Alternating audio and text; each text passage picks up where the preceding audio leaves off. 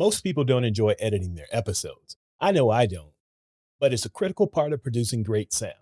You'll need to adjust your volume levels, remove background noises, speaking mistakes, add in your intros and outros. So using DAWs should be a part of your podcast setup. In terms of software, there are a lot of audio editing options available, and they all function in pretty much the same way. What you'll need to decide is which one fits into your workflow the best and which one fits your budget.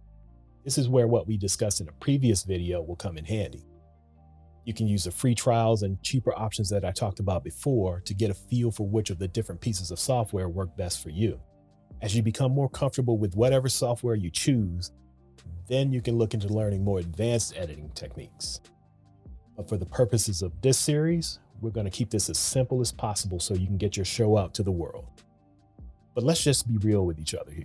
Poor audio quality will cause you to lose listeners. No matter how good your content is, if your audience has a hard time listening, they won't stick around. For that reason, editing audio is one of the most important processes in podcasting.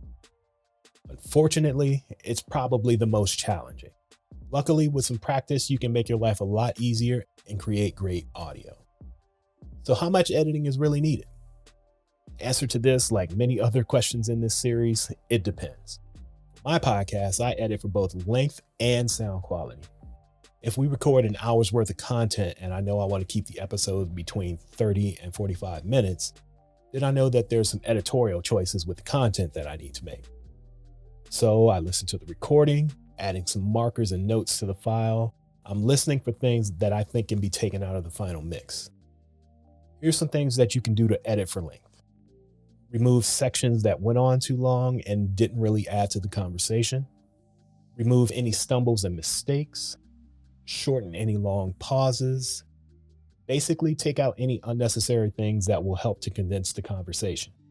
When I'm editing for sound quality, I'm looking for sounds and noises in the background that can be taken out, like typing on a keyboard, mouse clicks, banging on a table, mic bleed.